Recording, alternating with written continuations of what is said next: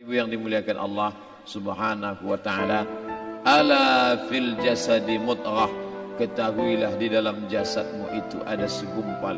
Idza saluhat, kalau dia baik, saluhal jasadu kulluh, yang lain ikut menjadi baik.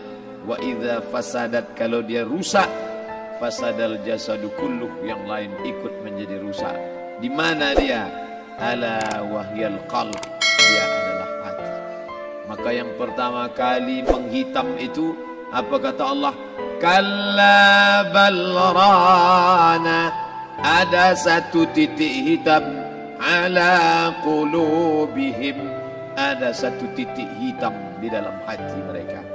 Ketika satu titik dibiarkan berubah menjadi dua titik, dua titik dibiarkan berubah menjadi tiga titik, 5 titik, 10, 100, 1000, maka dia pun menjadi hitam semuanya.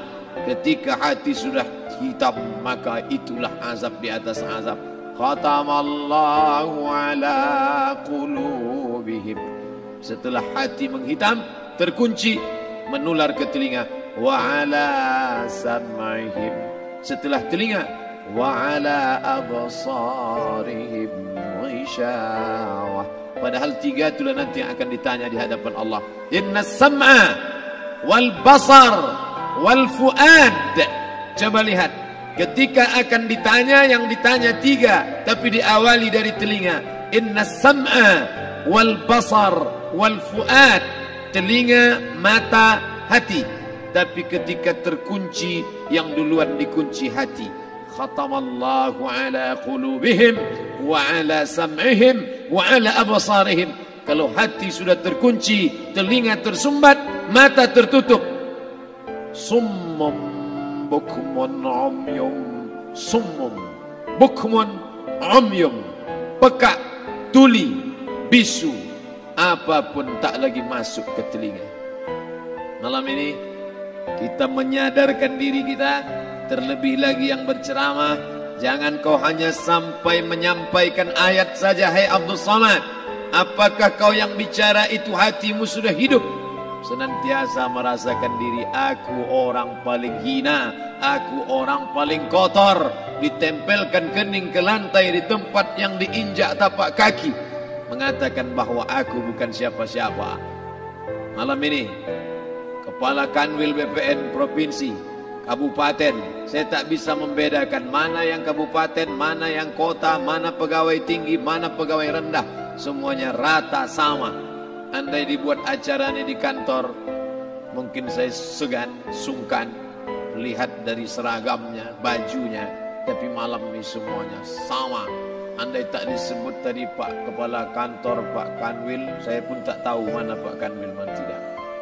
Fotonya ganteng pula aslinya lagi daripada foto. Artinya apa?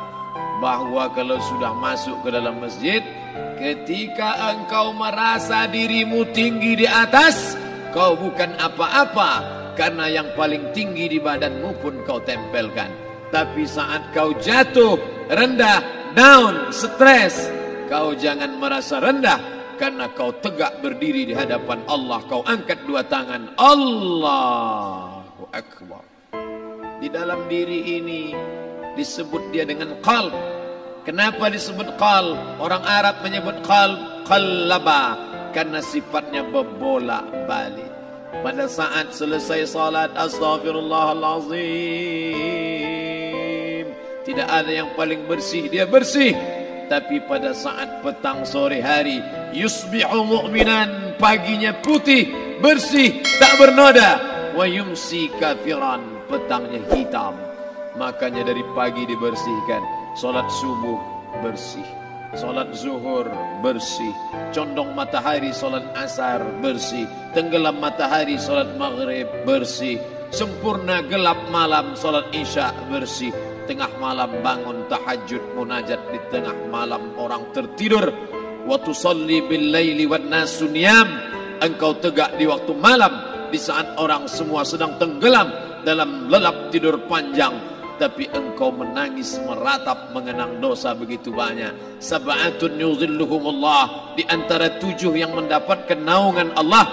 Yauma la zilla illa zilluh, hari itu tak ada naungan kecuali naungan Allah. Di antara yang mendapatkan naungan itu adalah rajulun zakarallah, orang yang berzikir, munajat, muhasabah diri di tengah malam, sunyi, sepi, fafadat ainahu, menetes air matanya. Berapa banyak sudah harta dititipkan Allah, berapa kupakai untuk zakat, wakaf, infak, sedekah, wasiat, hibah, ghanimah, harta rampasan perang di zaman Nabi. 7 harta yang akan menolong di hadapan Allah, 1 pun tak dipakai. Umur diberikan Allah 40, 60, 70. Berapa yang kupakai untuk menolong agama Allah? Berapa yang kupakai untuk mengingat Allah? Mata, tangan, telinga, kaki akan diminta tanggung jawab di hadapan Allah. Al-yawma nakhtimu ala afwahihim, mulut terkunci, wa tukallimuna aydihim, tangan akan bicara, wa tashhadu arjuluhum, kaki akan bersaksi di hadapan Allah. Siapa yang bisa menolong waktu itu? Kalau pernah tangan ini saat punya kekuasaan, 1 coretan tanda tangan bisa mempermudah urusan masjid. Sebutir kekuasaan yang dititipkan Allah bisa dipakai menolong agama Allah. Itulah yang akan menolong di hadapan Allah. Apa yang disampaikan malam ini, semua biaya pengurusan masjid 0. Itulah sesungguhnya yang akan menolong di hadapan Allah. Adapun harta yang disimpan, tabungan, deposito, tanah, rumah, kendaraan, semua akan tinggal menjadi harta warisan. Istri mengambil 1/4 kalau ada anak. Kalau tak ada anak, istri mengambil 1/8. 1 miliar 125 juta bulan untuk istri. Kalau dia tak tahu hukum gono gini. Kalau dia tahu gono gini, dia tuntut ke pengadilan, dipotong lagi menjadi 2, 500 untuk dia. Dari yang 500 dapat lagi dia 75, 575 bulan untuk dia. Sisanya 425 diambil anak laki-laki 2 kali bagian anak perempuan. Lalu yang kita bawa mati apa? Dulu dibangga-banggakan, dihormati, dimuliakan. Yang kami muliakan Al-Mukarram, Al-Ustadz. Tapi pada saat tiba masanya, yang kita bawa tak lain tak bukan innallaha la yanzuru ila ajsamikum. Allah tak menengok badan, fisik, bentuk tubuh, baju. Ini sampulnya saja. Wala ila suwarikum, Allah tak menengok rupa, wajah. Walakin yanzuru ila qulub. Hati kamu yang bersih itulah yang kau bawa menghadap Allah Subhanahu wa taala. Yauma la yanfa'u malun, harta tak berguna, wala banun, anak tak bisa menolong. Harta tak berguna, anak tak mampu menolong. Illa man atallah, kecuali orang yang datang menghadap Allah biqalbin salim, dengan hati yang bersih, hati yang tulus, hati yang memercikkan cahaya iman, hati yang bersih dari hasad, busuk hati, sum'ah, riya, takabbur. Itulah yang menolong di hadapan Allah Subhanahu wa taala. Tulang, kulu, kulit, darah, lemak, sumsum akan menjadi santapan cacing tanah. Begitu besok pagi pintu kamar tak bisa diketuk, istri bolak-balik membangunkan tak terjaga, dipegang pipi sudah sejuk macam es batu, tanda jantung tak lagi berdetak, maka darah mulai berubah menjadi nanah, busuk. 1, 2, 3 hari kalau tidak disuntik formalin, jasad paling busuk jasad manusia, karena semua dia makan herbivora, tanaman saja. Tapi kita ini omnivora, semua masuk. Maka begitu mati, paling bagus orang Islam paling cepat dikuburkan. Selesai acara pemakaman, habiskah masalah? Muncul masalah baru. Disitulah kita baru sadar. Apa kata Imam Ali radhiyallahu an? An-nasu niyam. Semua manusia waktu hidup itu tidur. Bapak tidur, ibu tidur, saya tidur. Semua orang waktu hidup itu tidur. Falamma matu, ketika dia mati, disitulah dia baru terjaga dari tidur panjang. Saat Israel mencabut nyawa, ditarikkannya adalah satu centapan yang kuat. Disitulah kita baru terjaga dari tidur panjang. Betapa aku meninggalkan salat, betapa aku tak berzakat, betapa dulu kekuasaan, aku lulus umur 30, pensiun 58, 28 tahun apapun tak pernah kubuat untuk agama. Sibuk membesarkan anak, sibuk mengurus warisan. Anak pun tak ingat dengan kita karena kita lupa menanamkan pendidikan agama di dalam otak kepalanya. Andai dulu pernah dia dibawa ke masjid, andai dulu pernah dia dibawa umrah, andai dulu dia dimasukkan SD IT, SMP IT, SMA IT, Islamic Boarding School, dibawa ke masjid, takkan dia lupa mendoakan selesai sholat, Rabbighfirli wali walidayya warhamhuma kama rabbayani saghira. Harta yang banyak tak sempat menolong agama Allah. Anak tunggal semata wayang tak sempat dididik agama. Istri meninggalkan dalam keadaan stres susah hatinya karena dia tak diajarkan sabar menerima ridha ketetapan takdir Allah. Dan paling celaka, tak pernah anggota tubuh ini dipakai untuk berzikir, muhasabah, mengingat Allah. Tak pernah mata dipakai menengok Quran, kitab suci Allah. Tak pernah dipakai hati merenung sejenak, apa yang akan kubawa mati menghadap Allah Subhanahu wa ta'ala. Malam ini saya tak minta diajak ceramah tentang hukum zakat, hukum puasa. Saya tidak diajak tanya jawab apa hukum unjuk rasa besok tanggal 4. Yang ditanya adalah bagaimana kita merenung sejenak.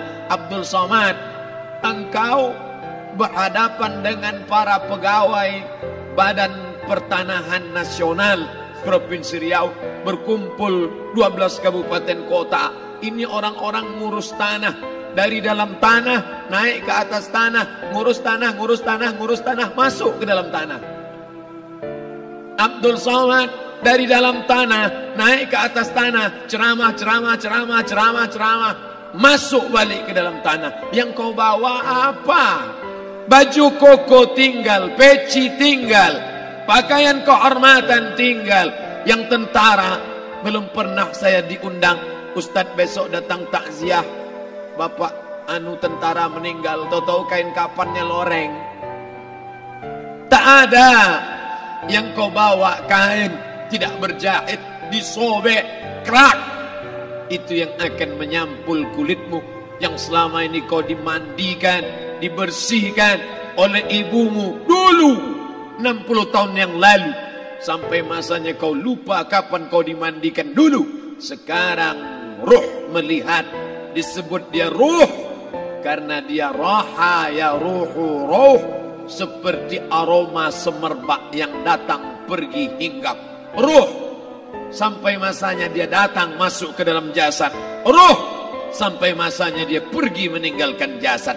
Malam ini dimuliakan Al-Mukarram Haji Abdul Somad LCMA. Kenapa Abdul Somad ini dimuliakan? Karena ruh hinggap sejenak sebentar, sampai masanya besok pagi dia ruh keluar dari dalam tubuh ini.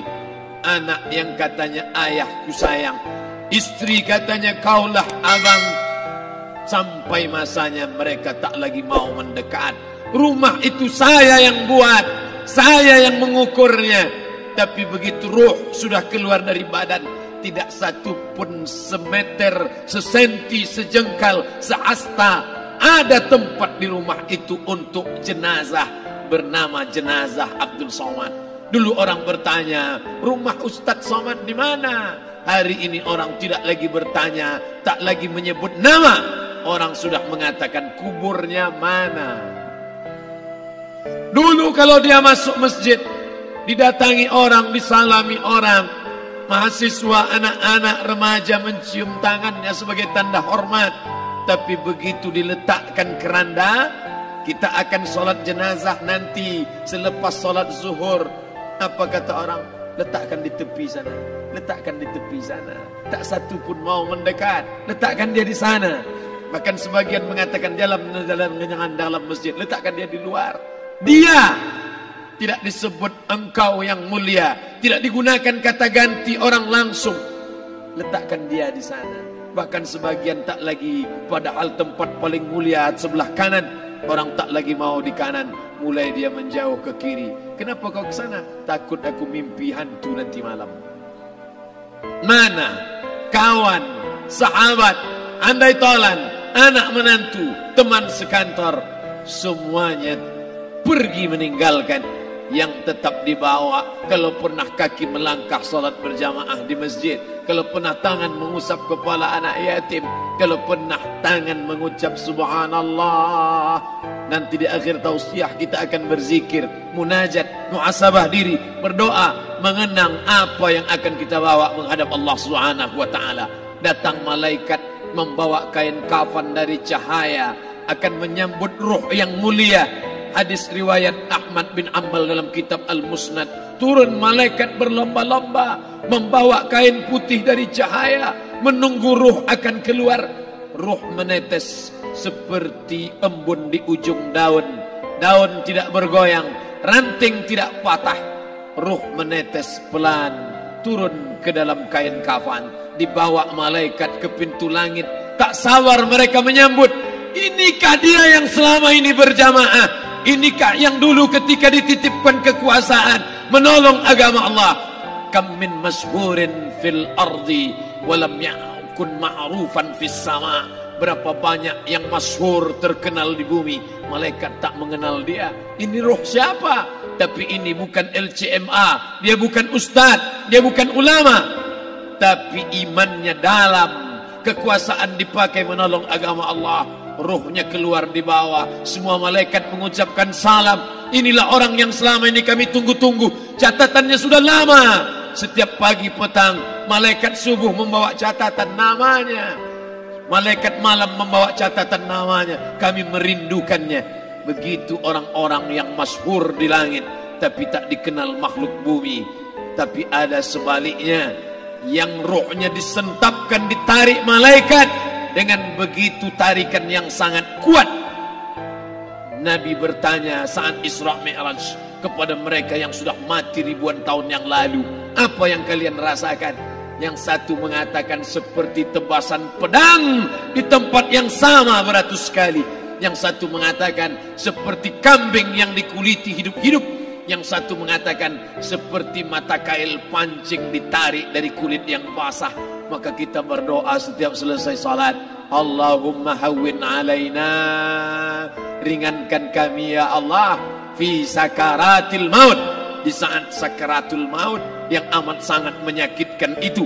Dan mereka yang pergi tak pernah kembali, mereka yang mati tak pernah bercerita kecuali hanya kepada Sayyidina wa Maulana Muhammad sallallahu alaihi wasallam. Di saat malam pertama di tempat yang gelap, di tempat yang tak pernah diimpikan oleh orang, tapi kita tetap melewati dan merasakannya. Perlahan-lahan cacing tanah, ular-ulat kalajengking akan menggerogoti kulit yang selama ini dimandikan, selama ini dipakaikan sampo yang mahal, selama ini dioleskan pelembab yang lembut. Tapi ternyata sebelum roh keluar jasad, setelah keluar, dia hanya akan menjadi santapan cacing tanah, hancur berkeping hari demi hari. Yang pertama kali membusuk adalah mata, karena dia berisi cairan. Cairan ini mengering, busuk dan berlubang. Lalu kemudian usus sebulan di dalam tanah, mulai dia menggelembung masuk angin dan dia meletus pecah. Cacing-cacing tanah mulai datang menggerogoti, memakan. Habis lemak, tulang, kulit, bulu, sumsum, darah, jantung, empedu, limpa, buah pinggang. Habis semuanya, tinggal tulang-tulang yang memutih, dimakan oleh tanah, ditelan oleh massa, sampai akhirnya Asi bin Wa'il membawa tulang yang kering itu kepada Nabi Muhammad, baginda Sayyidina wa Maulana Muhammad. Ya Muhammad, ayuhyi rabbuka hadzal izam, sanggupkah Tuhanmu menghidupkan tulang yang kering ini? Nabi diam tak menjawab, sampai akhirnya datang Jibril alaihi salam membawakan wahyu. Qul, katakan kepada dia. Ayat ini dibaca malam Jumat. Bapak Ibu semua hafal, kita baca. Qul yuhyiha allazi ansha'aha awwala marrah wa huwa bikulli khalqin alim. Jangan lupa subscribe, like and share.